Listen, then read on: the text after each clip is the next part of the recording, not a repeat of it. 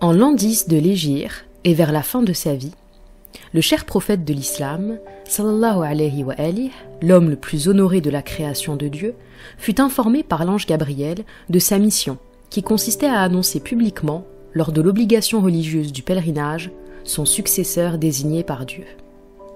Faire connaître le tuteur des musulmans dans une assemblée qui comptait un nombre inédit de musulmans, soit 120 000 personnes, était sans aucun doute la meilleure mesure divine.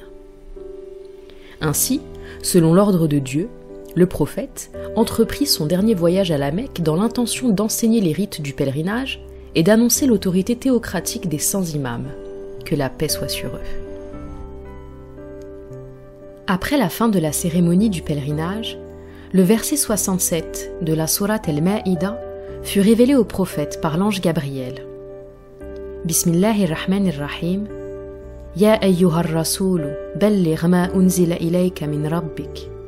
وإن لم تفعل فما بلغت رسالته والله يعصمك من الناس إن الله لا يهدي القوم الكافرين.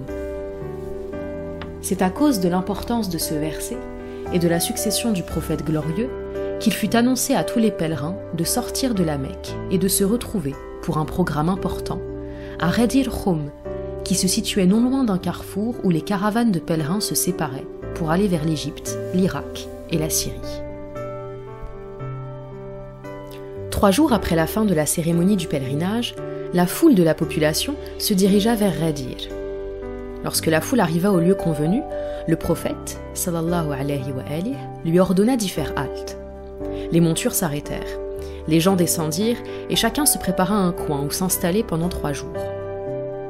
Selon l'ordre du prophète, Salman, Abu Dhar, Miqdad et Ammar tendirent une toile sous les arbres.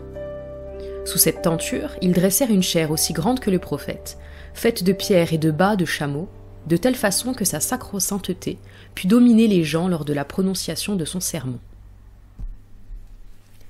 Le midi, après l'accomplissement de la prière collective, le prophète, sallallahu alayhi wa alihi, monta sur la chaire et appela l'émir des croyants, alayhi salam, pour que celui-ci se tînt sur la chaire et à droite de sa sacro-sainteté. Le prophète le plus noble jeta un coup d'œil à droite et à gauche de la foule et attendit jusqu'à ce que tous les gens se réunissent devant la chaire.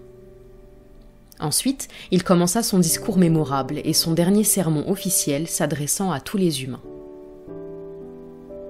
Dans la première partie de son discours, le prophète glorifia Dieu et mentionna les attributs divins concernant son pouvoir et sa miséricorde, et devant l'essence divine, il témoigna sa servitude.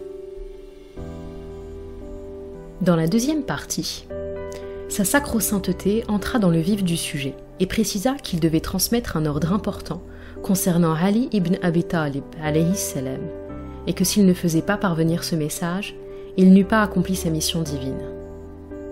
Pour que tout type de doute disparût, le prophète, sallallahu alayhi wa alihi, prit l'émir des croyants, alayhi salam, par le bras et dit « Man kuntu mawlah, fahada aliyun mawlah » et il répéta cette phrase 3 fois.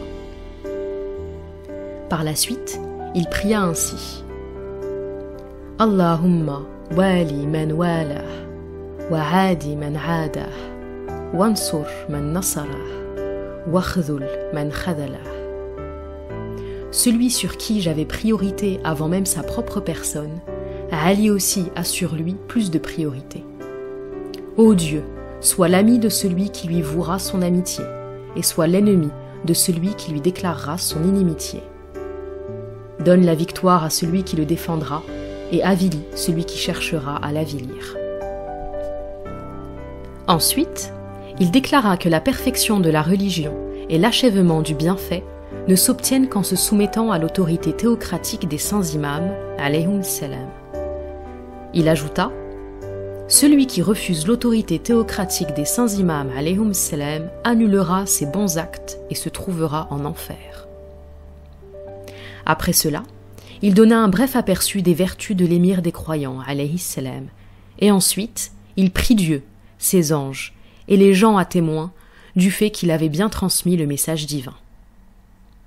Puis il dit « Les hommes de la voie droite dont il est question dans la sourate Al-Hamd sont les chiites des saints imams, alayhum salam. » Alors, il récita quelques versets coraniques concernant les hôtes du paradis, et dans l'interprétation qu'il en fit, il les présenta comme les chiites et les adeptes de la famille de Muhammad, sallallahu alayhi wa alihi. Il récita aussi des versets au sujet des hôtes de l'enfer, et les interpréta comme les ennemis de cette même famille. Dans la dernière partie du sermon, le prophète invita tout le monde à prêter serment d'allégeance par la parole. Vu la présence d'une grande foule et les conditions particulières de temps et de lieu, ainsi que l'impossibilité de recevoir le serment d'allégeance d'une foule si nombreuse en leur serrant la main, sa sacro-sainteté dit « Allah m'ordonna de vous faire prêter serment d'allégeance d'abord avec la langue et ensuite avec la main. » Après la fin du sermon du prophète, il fut dressé 2 tentes. Dans l'une s'installa sa sacro-sainteté Mohammed, sallallahu alayhi wa alihi, et dans l'autre, l'émir des croyants, alayhi salam.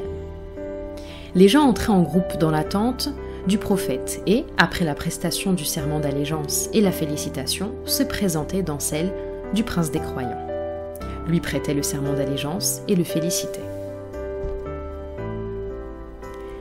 Les femmes aussi prêtèrent serment d'allégeance, mais en mettant leurs mains dans un récipient qui contenait de l'eau et à travers lequel était jeté un voile. D'un côté du voile, le prince des croyants mettait sa main, et de l'autre, les femmes y mettaient la leur. Durant cette cérémonie, le prophète mit son turban, appelé as-sahab, comme une couronne d'honneur sur la tête de l'émir des croyants, et laissa pendre le bout du turban par derrière sur sa propre épaule.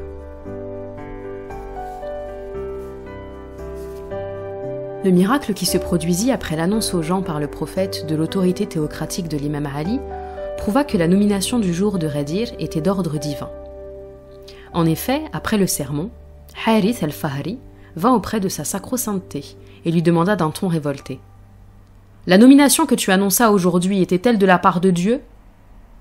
Le prophète répondit « Oui, c'était de la part de Dieu. » Alors, Harith s'adressa à Dieu en lui disant « Ô Dieu, si ce que dit Mohammed est vrai et que c'est de ta part, fais descendre une pierre du ciel ou envoie-nous un châtiment douloureux. » Dès que Harith termina sa phrase et qu'il se mit à partir, Dieu lui fit descendre du ciel une pierre qui entra dans sa tête et sortit par son dos, et qui le fit périr sur le champ.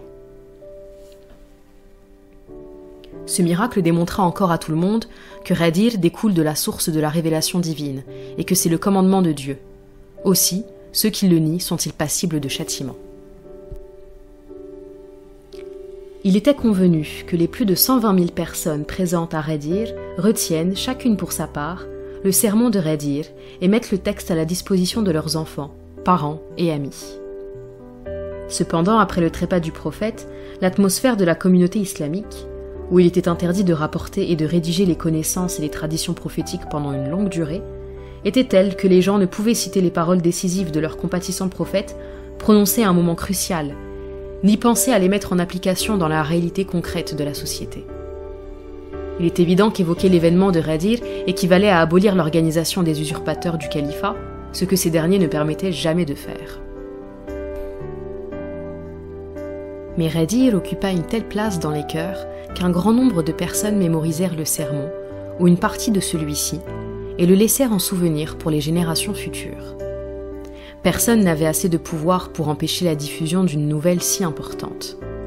Par conséquent, parmi la majorité des musulmans, aucune autre tradition que celle d'Al-Ghadir ne fut rapportée par un nombre si considérable de transmetteurs. 110 personnes parmi les compagnons du prophète, présentes à l'événement de Ghadir, le rapportèrent du prophète sans aucun intermédiaire. Des érudits et des exégètes sunnites aussi rapportèrent cet événement en s'appuyant sur de nombreux documents. 350 personnes parmi ces derniers sont nommées dans Al-Ghadir, le livre écrit par Allama Amin. Vu la pérennité de la religion divine, qui durera jusqu'au dernier jour du monde, ainsi que le vaste champ qu'occupera la population musulmane au niveau mondial, le prophète présenta à l'humanité, dans ce sermon officiel, ses successeurs jusqu'au jour de la résurrection.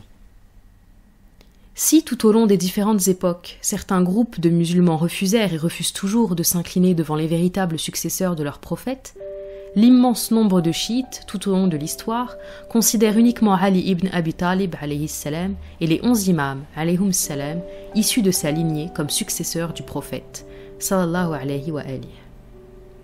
Si les musulmans réunis ce jour-là ne virent pas en pratique le califat immédiat de l'émir des croyants, beaucoup de générations postérieures de musulmans connurent le véritable héritier spirituel de leur prophète, et voilà l'objectif le plus important de Ghadir.